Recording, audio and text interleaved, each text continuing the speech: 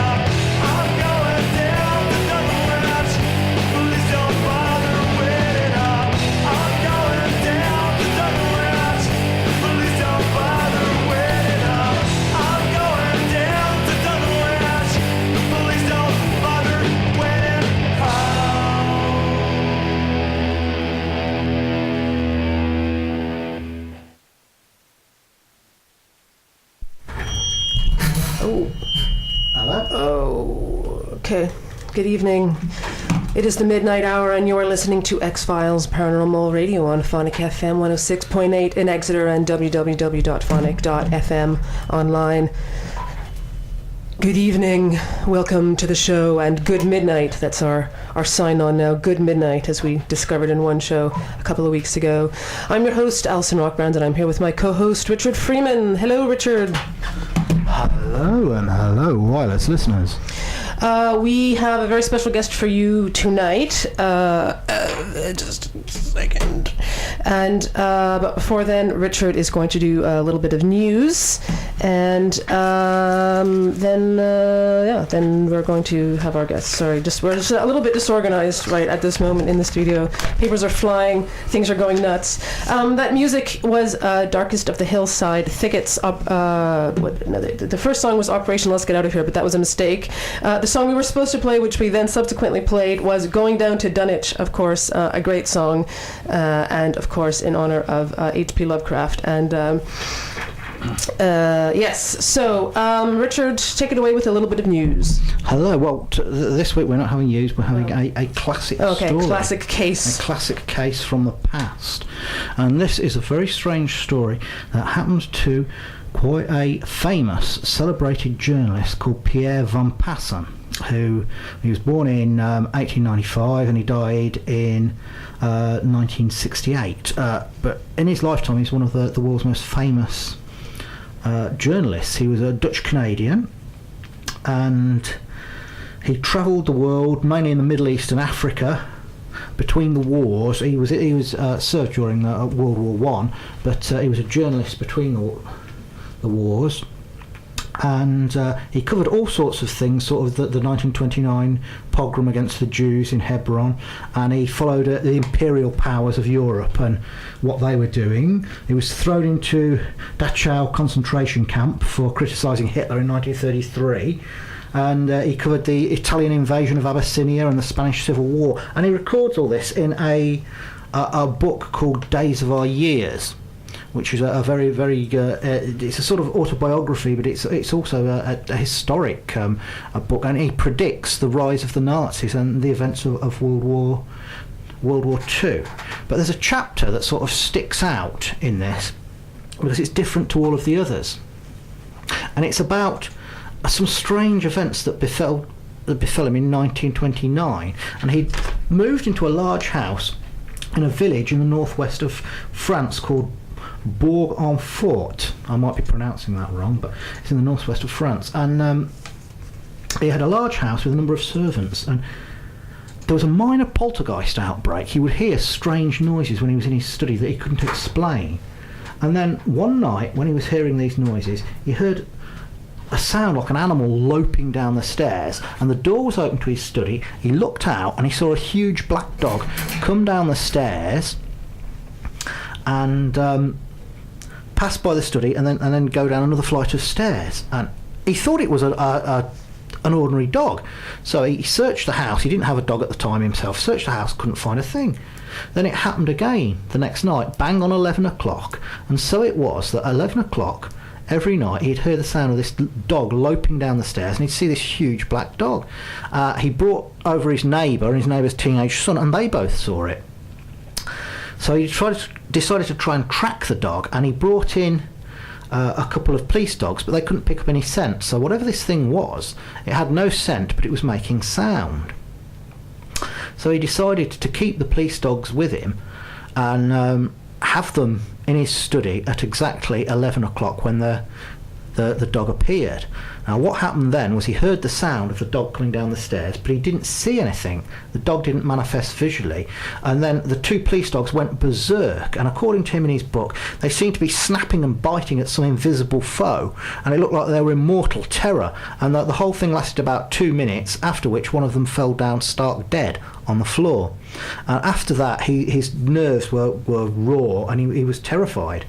And he dreaded 11 o'clock when this thing would come loping down the stairs. So he brought in a priest, and the dog itself never reacted to them, but when it saw the priest it snarled, and the priest said, "Do you have a young girl amongst your servants?" And most of the servants had left the house because they were so frightened, and he did have a teenage girl, and he said, "I suggest that you give her a month's pay and then tell her she's dismissed." And he did.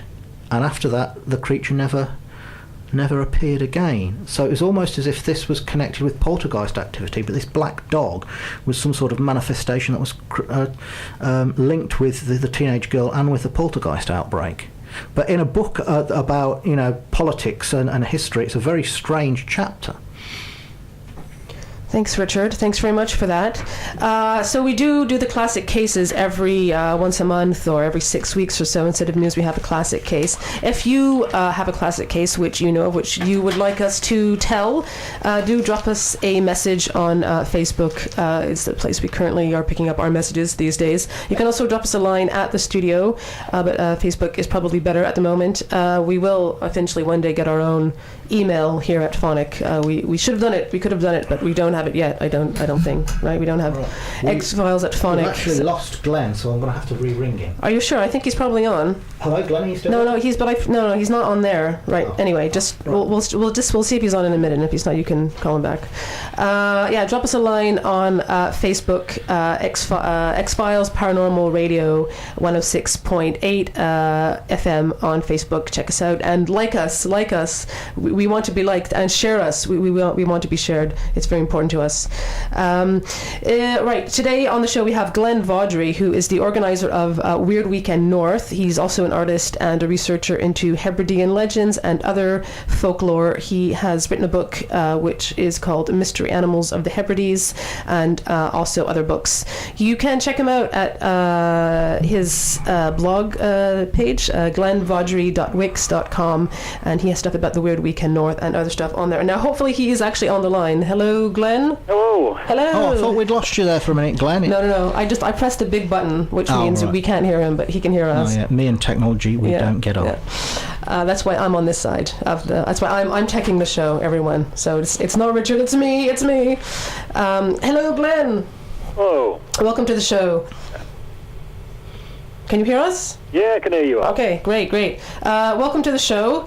I thought you could tell us a little bit about the Weird Weekend first, for people who don't know about it and how that got started and what that's all about. Oh, well, the Weird Weekend North is, well, basically a northern version of the Weird Weekend, which, as far as I know, is the most successful thing of its type. It's currently held in North Devon. 17 years and counting. Yeah, it is. The longest running one in the world. Yeah, one of the greatest things to go to. And the Weird Weekend North is basically a northern version for the folk who can't make it down south every year. So we've had this year's, which was, I would say, a great success. It was fantastic. So we've had a great lineup, and the good news is it's coming back. So we've had, like I say, for the first time we've organised an event, so it was quite entertaining. Tried to get the biggest and best mix of people I could get talking, and we had quite a few very different things. Thankfully, Richard was there to step in to make up for missing speakers and give us a wonderful talk about dragons. And if he's never told you, if the dragon's got two legs, it's not a dragon. I tell everybody repeatedly. We had a great talk about from a lot called Steve Jones about hooded entities. He was on last week. That's right, yeah. Last week. Yeah. How great they were that they could be like protecting stone circles.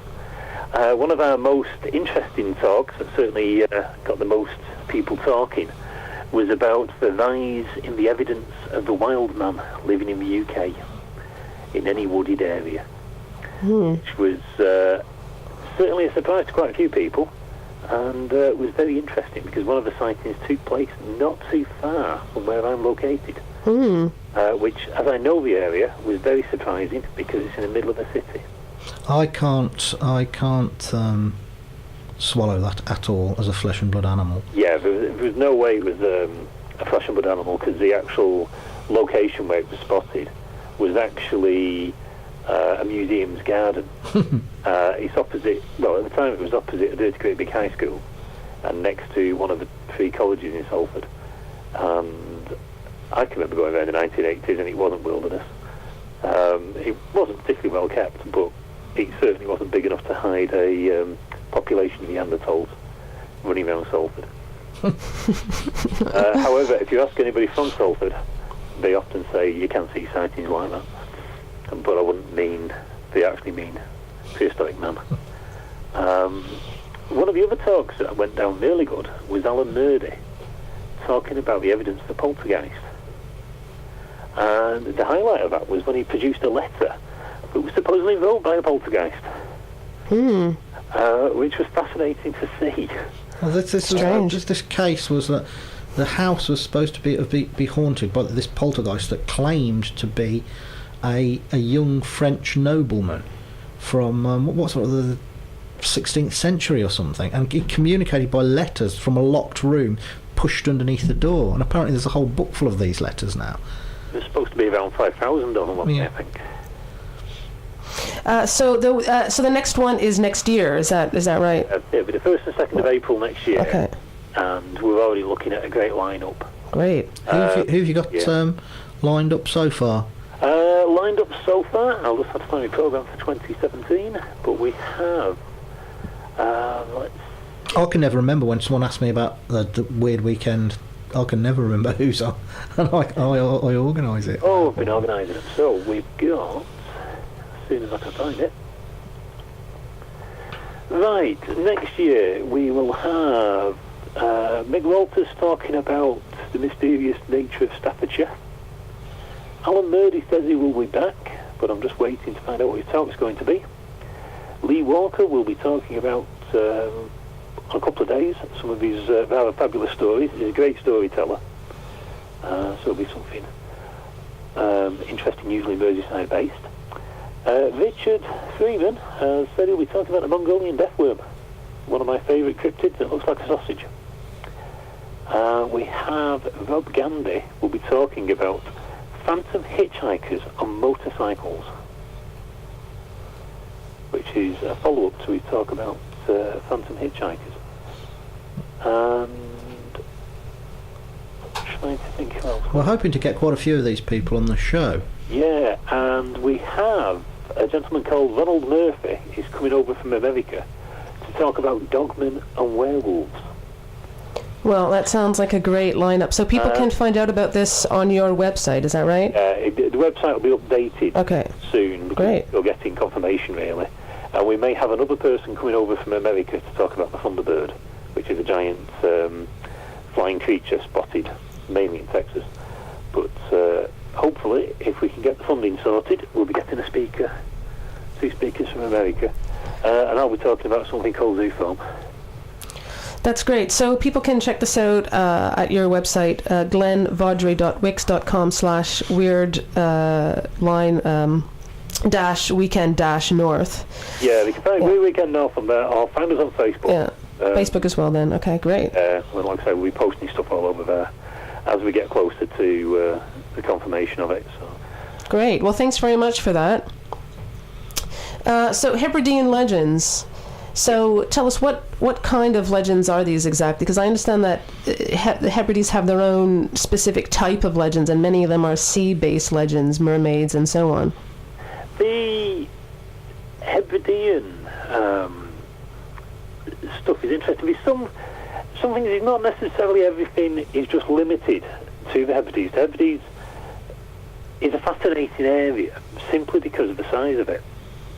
So it covers such a vast area, but it encompasses many different sightings and reports. So you've got the inner and outer Hebrides. So the outer Hebrides are Lewis down to Barra, which is about 136 miles from top to bottom.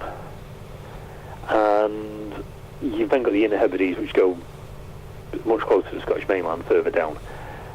To give you an idea of how much coastline these islands have, is if you were to look at the outer Hebrides, that's roughly the area from the distance from Bristol down to Land's End. Wow. And because of that, it's got obviously coastline all the way around it. So you've got these stories, obviously from the coast. You've also got other stories that are more local to the area. I think one of the things that is interesting is simply that people have been there for so long, writing down the stories. So it's got a good mix of what can be found there. Yeah, there are some mermaid stories. There's stories of phantom dogs, fairy dogs. Certainly to be found in Lewis and Harris. But the more that the Hebridean take on what you'd find elsewhere in the country, but with a twist. There's one, certainly in the Hebrides, there's a traditional report of phantom dogs that you can hear them pounding along, and they would basically come up to lone travellers or haunts and some beaches, and if the dog was to appear and bark, you get like a warning bark, and then you get a second warning bark, and if you've not cleared off by the second warning bark, the third bark was supposed to kill you. Now that's a traditional report, take on it, and yet the most recent actual sighting of a fairy dog is of a small white dog that walks through a group of people as he's strolling back along a country lane out on one of the islands. I think it was about 1948. One of the most interesting things in your book, I thought, was the Philan worm, the little parasitic worm that's found on one tiny island. Oh, yeah, the parasitic creatures. I'm just trying to think which one it was now. It's the tiny little horrible thing that Burrows under the skin. Yeah, it burrows between the skin and the flesh, as far as I found it. I'll just see what it says. It might have a wonderful book on the subject. It's one of these strange kind of creatures that doesn't seem to appear as anything elsewhere. It's possible that it could be something,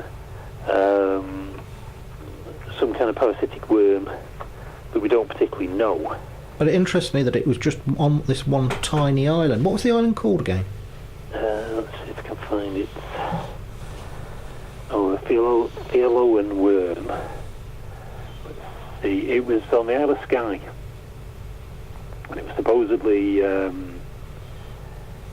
be found on the Isle of Skye. You'd spot it. Basically, you'd notice a bruise and the suspicion that something would be crawling under your skin. It might start laying eggs. It doesn't sound very nice, but supposedly it could be squeezed out with your filthy fingernails. Right, so this is more of like an actual creature rather than a legend. Yeah, this is the thing, that some of them are definitely creatures, and some have migrated across to legends.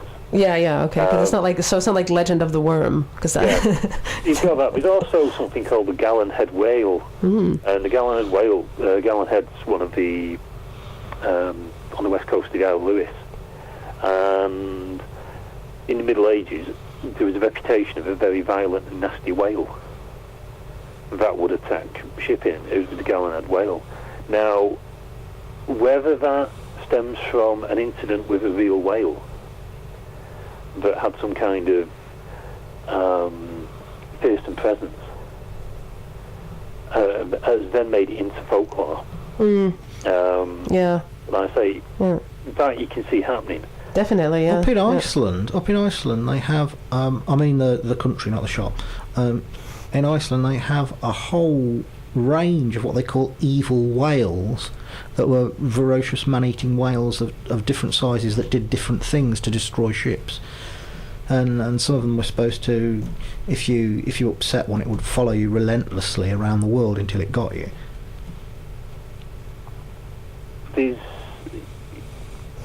certainly, I think more than the Western Isles, that was generally a thing to be seen with mermaids. That any kind of trouble with mermaids could lead to them following you around and sinking your ship. And they have the selkies out there as well, don't they? The were seals. Yeah, there's some. The thing with the selkies, the actual stories from the Northern Isles are better. It's interesting how the tradition is slightly different depending where it is. Certainly up in the Hebrides, you've got something called the Blue Men and the Minch. Yeah, the Blue Men, I was reading about that earlier. So the Minch is the water between the mainland and Lewis. So you've got the big Minch and the little Minch. And I think it was a little Minch, but the Blue Men are supposed to be there, swimming about. Now, there's one theory that the Blue Men are simply a folk memory of slavers who invade the islands and take away able folk off to the slave markets. And because of their blue clothing, they're remembered as the Blue Men of the Minch. There's a big Viking influence. Yeah, of course, yeah. So yeah, there definitely is a Viking influence, but the other strange thing is, while there is certainly Viking artifacts found up there, including the Lewis chessmen, which are Norse, there's not actually that much of a modern impact of them compared to, say, Orkney or Shetland, where you can definitely see the Norse legacy within stories. there's more of a mix when it comes down to the Hebrides, certainly. That's interesting. Why do you think that is? It's probably because with the Hebrides stretching further, a lot further south, I think you've got the influence from both the mainland, possibly from Ireland as well. You've got, basically it's a different outlook. Their nearest trading area. So it would still be the Scottish mainland, whereas certainly if it was Shetland, the nearest place would be Norway. So you'd get this, these kind of stories. I think it's also, it goes back to the people who've been there, who've recorded stuff. Indeed, a lot of stuff has been recorded by people coming to the islands and recording stories, where I think there's been more of a tradition of people from the Isles, the Northern Isles, recording their own stories. So certain things get missed, certain things get picked up. And so there's some things that can be found across different sites, and some things that can just be located within one. So there are quite a few sea serpent reports from there as well. Yeah, that's one of the great things about the islands, because of the fact it covers such a large coastal area. I think it's probably got more sea serpent sightings than anywhere else around the United Kingdom, to be honest. And the sea serpent sightings are interesting because they go from some well-documented sightings, some not so well-documented sightings, some that are very interesting and possible, to some which make no sense at all. We have from I'm just trying to think what the place was, the Sound of Sleep, which is the water between Skye and the mainland. There was a sea serpent sighted swimming up and down there. Now, this was spotted on quite a few occasions. Now, I think it was spotted over a couple of days, and it appeared as a number of humps which went up and down the Sound of Sleep. Now, a few years before that, actually one of my favourite ones is related to the Stronsa beast. Now, the Stronsa beast is a large, 55-foot long, rotting carcass that washes up on the Isles of Orkney. Now, that has been identified as being a basking shark. A very large basking shark. It will absolutely smash the record by 15 feet. Yeah, it's easily the biggest basking shark ever recorded, or maybe something else basking shark related that we've not discovered yet. But certainly, yeah, it absolutely crushes the record. It's staggeringly huge, which could either say that, yeah, it was a shark that got to a great old age, or simply they're still lurking there out at sea avoiding hunters. But one of the strange things was that because of the time when the Stronsa monster washed up, it was also that time when people were very interested in scientific discovery. And because of the reports in Scotland, somebody wrote in to the Secretary of the Naturalist Society up there, saying that he'd been chased by a sea serpent while he was rowing a boat from the island of Egg to Col. As he was rowing across, he spotted a large animal in the water that started to chase them and chased them down until they got onto the land. And they were certain they did not want to go back into the sea. And the person naturally assumed at the time it was related to the Stronsa monster, because at the time it was thought that the Stronsa monster was indeed a sea serpent. And it's fascinating that somebody's reported their own sea serpent sighting based on something today we know was never a sea serpent. Yeah, that's really, really interesting. Wow. And it's fascinating because the question that really asks is, if it hadn't have been for that carcass washing up, this story would have never been recorded. And it makes me think how many other stories before that were never recorded. Because if you live near the sea and you see strange creatures, or if you see it once, it's a strange creature. But if you see it a few times, it's not.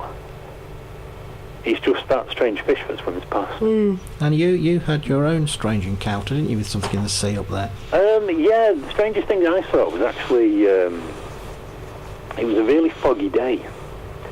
Now, it was fascinating because it was an incredibly foggy day. I was walking around the harbour, around Stornoway, and peering into the inner harbour, I saw a large head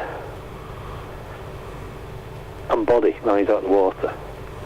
And at first glance, you think it's your stereotypical sea serpent rising out of the water. It was actually a seal. And it was a seal periscoping. As far as I could work out, it was trying to see around itself through the fog. And it rose out vertically, with its head and bent, so it was, looking round. And its body gave the impression of this really thick neck, but it was actually the whole body standing up. Yeah, seals, I've seen that before. I've seen seals looking really strange, and you're just sort of like, what is that? And then it's just a seal in the end.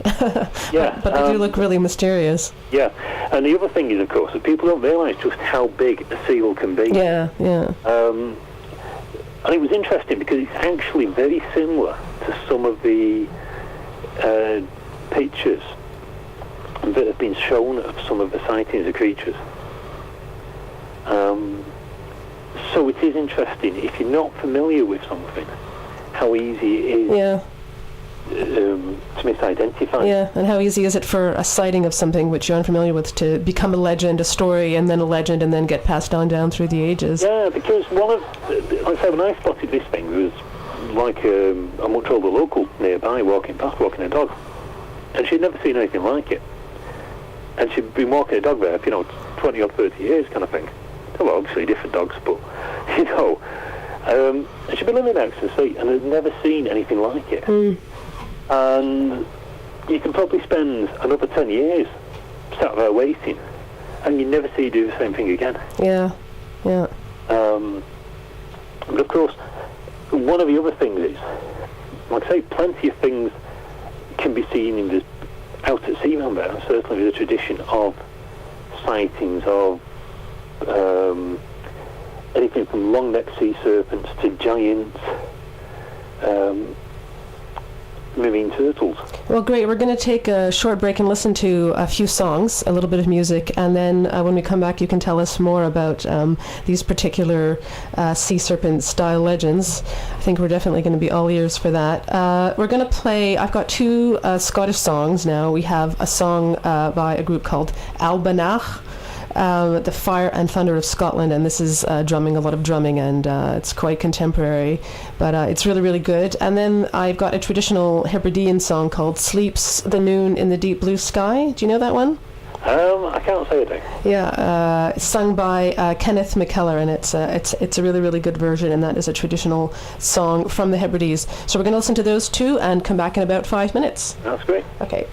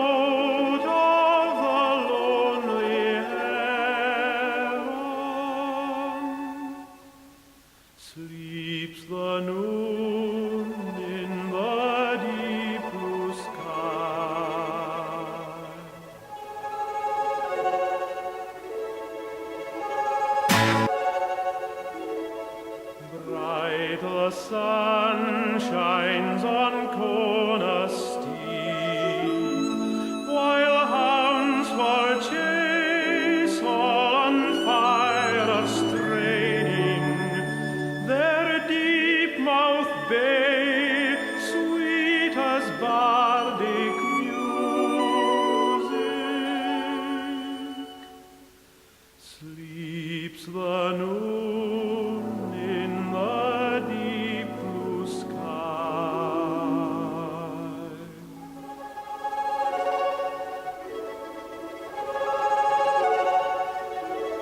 Sweet the wind softly murmuring,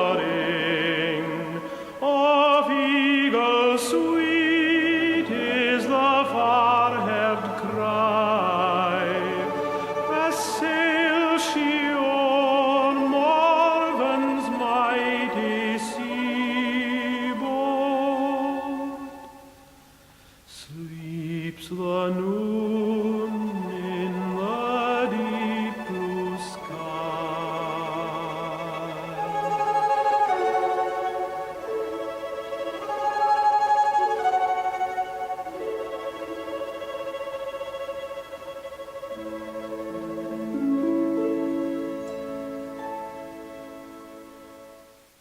On 106.8, this is advert-free Phonic FM. Good midnight. It is the witching hour, and you are listening to Exe Files, Paranormal Radio on Phonic FM 106.8 in Exeter and www.phonic.fm online. Check us out. Also on Facebook. We have a Facebook page. Go on there and like us and share us. You have been listening to Albanach, the Fire and Thunder of Scotland, great group, and also traditional Hebridean song "Sleeps the Noon in the Deep Blue Sky" that is sung by Kenneth McKellar. We are here with a special guest. Glen Vaudrey, organiser of the Weird Weekend North. He is also an artist and researcher into Hebridean legends and other folklore, and the author of the book, several books, among which is Mystery Animals of the Hebrides, and he is here to talk about Hebridean legends and things like that. So welcome back to the show. Hi. So right before the break, we were just talking about different types of legends and different types, different areas of the Hebrides, and you were mentioning some legends of sea monsters and sea creatures. Yeah, the numbers of sea creatures that have turned up over the years, and it's not just the sea creatures being seen in the sea, but things washing up. And there's two very interesting accounts of creatures washed up. One is a supposed mermaid. Now, this is around 1830, and a mermaid is seen playing in the surf on the island of Benbecula. And while the mermaid is happily splashing about, some of the locals decide to throw stones at her. That's a bad idea, I think. And the mermaid disappears under the waves, and the next day a body washes up, and the body is supposedly about 3 foot tall and is a cross between a child and a fish, and it is so human-like they decided to bury it, and it is supposedly even today still to be found buried in a graveyard on Benbecula. If so, it would be a rather startling find, should anyone ever find the grave. Unfortunately, no one's yet found where it's buried. Is this the one that's supposed to have the upper body of a child and the lower body of a salmon? Let's see if it says it's a salmon. It's a...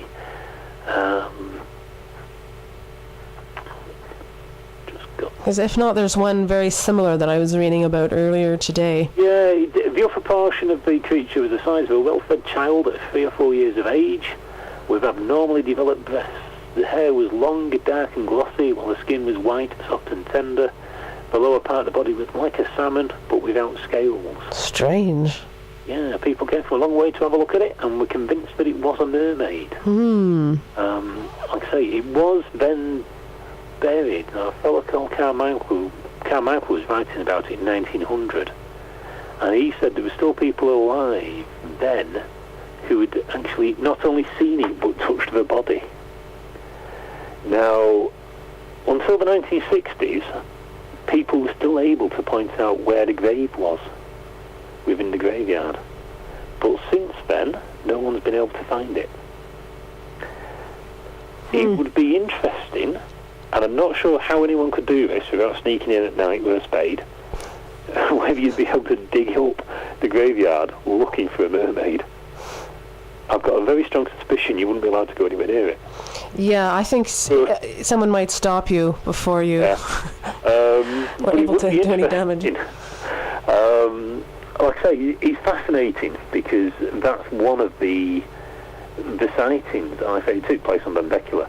Then the next report of something washing up interesting in Benbecula was a globster, a great big diamond-shaped lump that washed up in about 1990.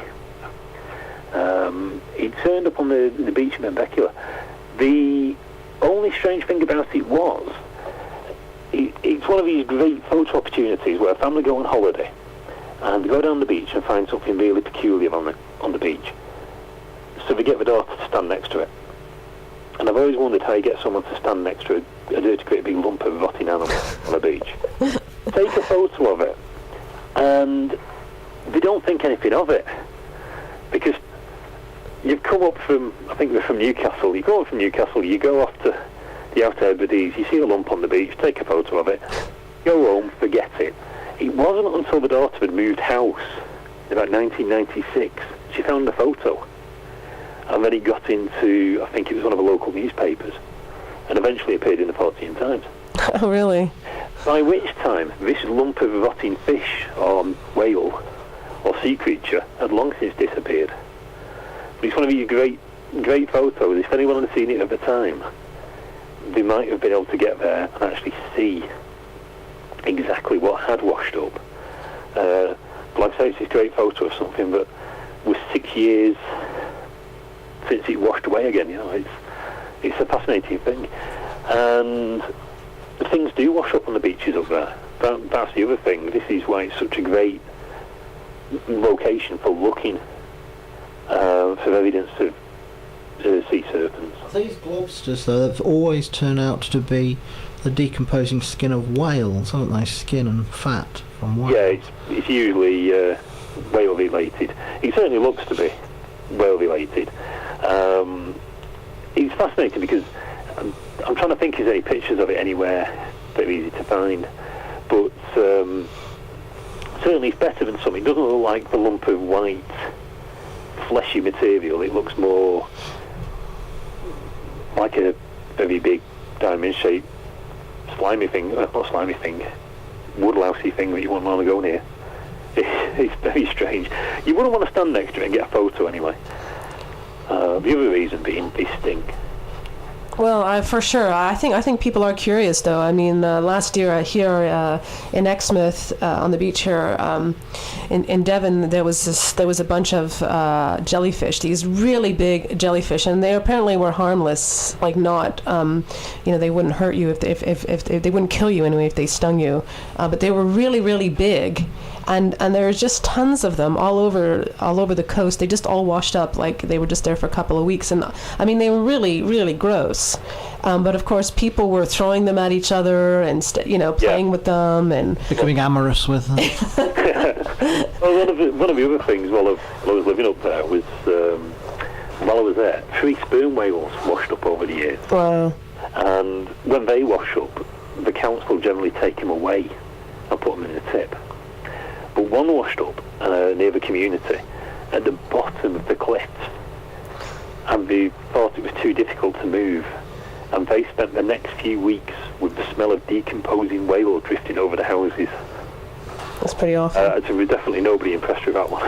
One thing I'd like to know is about fairy folk tales, or more land-based tales, because I've been to Lewis. Yep. And that for me that type of area was very there's the sea, which is all around, but then there's also just like this massive land with no trees. Yeah. And this wind and these hills, and I found that type of atmosphere very evocative and very sort of fairy haunted. There's certainly tales of the fairy hounds. Yeah, the fairy hounds, yeah. The fairy host would race across the heavens, and if they caught anybody out when the fairies were racing across the sky, they would throw down barbed arrows, crippling people and animals, because these fairies didn't like folk. And if you were digging in the pit, you would find these little barbed arrows. Now, the arrows are thought to be Neolithic arrowheads that have been washed out of the ground. That's one theory, of course. The other theory is this fairy host racing across, throwing down these wicked barbs, trying to cripple people. But there's certainly folk tales of the fairy hunting hounds coming down from the fairy host as you race across and sniffing around the houses. Yeah, because you can sort of feel that, because when I went there, I went to the Stone Circle Callanish. Yeah. I don't know if you know it or if you've been there. It's a very unusual place. And I was there at night with my sister, who might be listening to the show now. If she is, she's going to know this story. And we had lent our tent to these other people who had a baby, and they begged us to borrow our tent. And then we had their tent for some reason, which I can't remember. And their tent was crap, and it broke down in the middle of the night. And we were trapped inside this tent. I mean, it rains there constantly. It was constantly raining, you know. And there were no trees. It was really, really, really windy. So like 2:00 in the morning, we're in this broken tent. And we stayed in the tent for a while, but then we decided, like, we can't just stay here. You know, there was like a river running through the tent. And this was right outside the Stone Circle. So we decided that we had to get up and do something and walk, you know, get out of there. And we basically walked for about 4 or 5 hours away from the, you know, we didn't know where we were going. We had only arrived there that same day. We didn't know anything. So we just walked away from the Stone Circle and sort of across these moors for like 5 hours in the dark, in the rain. And it was quite the adventure. And I feel you could definitely feel like the fairy host, you know, because it's very, very windy and stormy. So yeah, I could easily see people imagining, like, you know, a fairy host in the sky and in the wind, you know. Yeah, I mean, I lived up there for about 5 years, and I've lived through a few storms up there, and the storms are massively impressive. When the wind is really howling round, you can understand why you can conjure up these images. Absolutely, yeah, absolutely. The wind howls round. On one of the days, the gusts felt like we were shaking a house when we hit it. It physically felt like the house was moving. And that's today's properties. And like I say, back then, things flying across. And the other thing is, as you said, you can walk for miles and not find anything. Yeah, we did. Yeah, we certainly did. Yeah, there are still great areas. You know, as I said, the area for the Outer Hebrides, I'd say, is the equivalent from, say, you know, Bristol to Land's End, with 20,000 people spread out amongst it. Yeah, that's what it felt like. It felt like there was just, it was like walking across Dartmoor in the middle of the night, you know. Yeah. It was basically like that. It was a little bit less hazardous, I think, than Dartmoor. Dartmoor, I think, is probably a bit more hazardous at night, because it was more, like, even though it was hilly, it was more flat. It wasn't so much like, they weren't like gullies and kind of ditches everywhere. But we did walk for a very far distance, and we didn't see anything, you know, and there was no light. It was completely dark. So yeah, it's one of the few places where you can actually find darkness these days. Absolutely, yeah. Yeah. Which again, I think lends to it really, because it's hard now. Certainly, if you're anywhere near the town, to actually go out into the night and try and see how people saw the landscape, to see how people can conjure up things in the distance. Absolutely. Yeah. I think that's also why we get different characters now in folklore or modern folklore. For example, we get shadow people now, but then that's because we have more electric lighting. We have more shadows, yeah. We have more shadows. Whereas we didn't have shadow people. We had strange things lurking. And even now, if you go out into a wilderness area, you'll hear things you've not heard before. at night, and you've no idea what they are. They're probably nothing, but you wouldn't know. So I say the Western Isles are fascinating for that. Yeah, it is. It's a long journey up there, but I really recommend anyone to go up to Lewis or any of those islands and just have a little adventure up there, because it is like something, something. It's like going back to a sort of primeval landscape. Yeah, and they also have some of the finest beaches in the country. Yes, of course, yeah. Which you probably get to yourself. One of them was rumoured to have been made out of solid gold at one stage, until somebody greedy decided to try and steal the beach. Well, thank you very much. It's been fascinating having you on. We've only got a minute or two left. Is there any? So all of these books, and I know that you have other books other than the one I mentioned, which is Mystery Animals of the Hebrides. Is that what it's called? The Mystery Animals of the Western Isles. Okay, of the Western Isles. Okay. Yeah. I've got the Mystery Animals of the Northern Isles, which are Orkney, Shetland, Faroe Isles, being the first book of cryptozoology featuring the Faroe Isles. There is also, I've co-wrote the Mystery Animals of Staffordshire with Nick Redfern, looking at some very strange cases from a county not far away.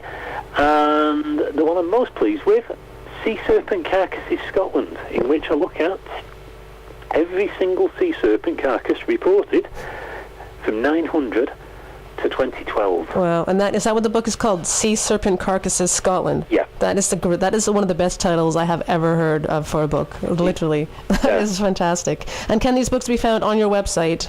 They can be found on Amazon. I don't think I've got any on my own website, but yeah, you can find them lurking on Amazon and a few other places. I think I've seen them lurking about. Okay, great. So yeah, listeners can check that out. That is Glen Vaudrey.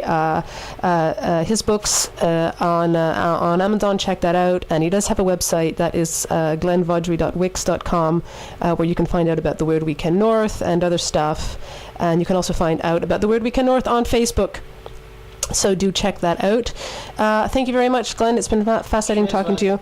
Oh, okay. We'll have to have you back on sometime next year to talk about the next Weird Weekend again. Yeah. And to plug that as well. So definitely have to talk to you again sometime. Yeah. And thank you very much.